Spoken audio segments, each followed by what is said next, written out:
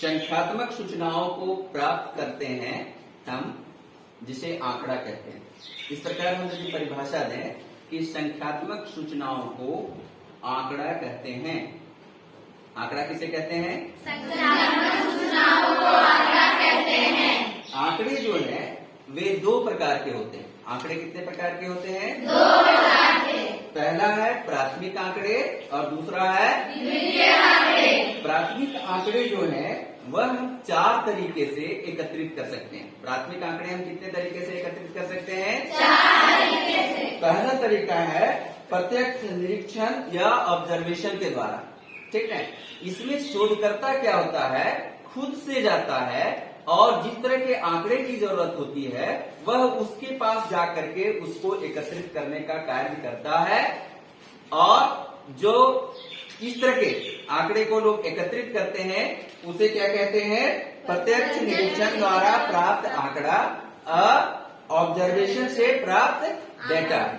ठीक है, दूसरा है साक्षात्कार। दूसरा कौन सा है? साक्षात्कार। इसमें शोधकर्ता क्या करते हैं, वे जाते हैं और जाकर जिस व्यक्ति से उन्हें आंकड़े की जरूरत होती है उनसे बातचीत करते हैं और बातचीत के द्वारा आंकड़े को प्राप्त करते हैं, जिसको क्या कहते हैं? साक्षात्कार। अगला है प्रश्न सारणी।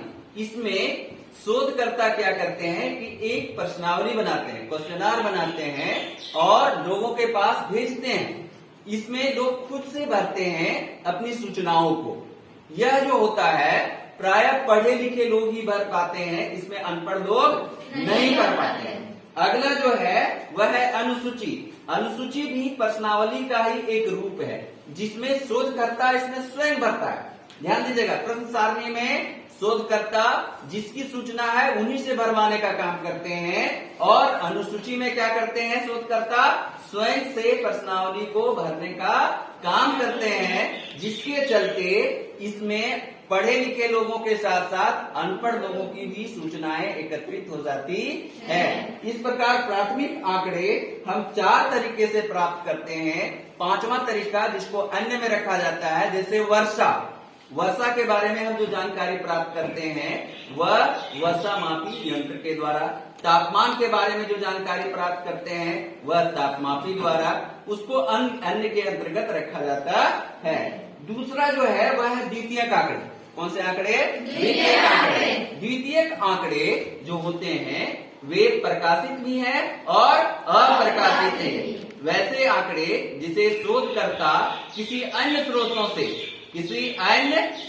से प्राप्त करते हैं, जिसे पूर्व में एकत्रित किया जा चुका है, उसे द्वितीयक आंकड़े कहते हैं। द्वितीयक आंकड़े 2 तरह के होते हैं, एक प्रकाशित आंकड़े और दूसरा अप्रकाशित आंकड़े। अप्रकाशित आंकड़े। प्रकाशित आंकड़े जो होते हैं वह 4 तरह के होते हैं। पहला अंतर्राष्ट्रीय आंकड़े। पहला कौन सा है? अंतर्राष्ट्रीय आंकड़े। दूसरा सरकारी आंकड़े। तीसरा अर्ध सरकारी आंकड़े। चौथा पत्र पत्रिकाओं से प्राप्त आंकड़े। और आजकल 5वां भी आंकड़ा आ गया जिसे कहते हैं इलेक्ट्रॉनिक मीडिया से प्राप्त आंकड़े।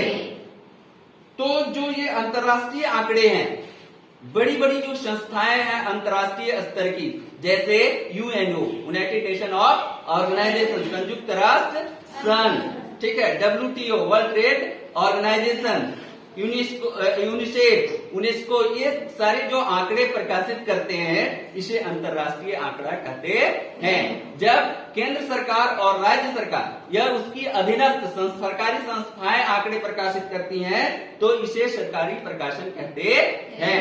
अगला है अर्ध सरकारी। सरकार की ऑटोनोमस बॉडी, स्वायत्त संस्थाएं, जैसे झारखंड शिक्षा परियोजना, पेयजल मिशन की एक कार्यक्रम चलता है, स्वच्छता एवं पेयजल मिशन कह करके, वह जिसमें सरकार के लोग भी हैं और गैर सरकार के लोग हैं, दोनों मिलकर के जिस आंकड़े को प्रकाशित करते हैं उसे अर्ध सरकारी आंकड़े कहते हैं। अगला है पत्र पत्रिकाओं द्वारा। जैसे आजकल वोट का दिन चल रहा है तो आज क्या करते हैं पत्र पत्रिका वाले लोग कि वहां पर इतना मतदान पड़ने की संभावना है, वहां पर फलाना पार्टी निकल सकती है, ये एग्जिट पोल वगैरह जो दिखाते हैं या अन्य तरह की जो सूचनाओं को वो आंकड़े में प्रकाशित करते हैं, ये पत्र पत्रिकाओं से प्राप्त आंकड़े कहलाते हैं। आजकल इस काम को इलेक्ट्रॉनिक मीडिया भी कर रही है, इसलिए इसको 5वां आंकड़ा में उसको भी शामिल किया जाने लगा है। ये सारे द्वितीयक आंकड़े के स्रोत हैं। समझ में आ रहा है? Yes, sir. समझ रहे हैं? Yes, sir.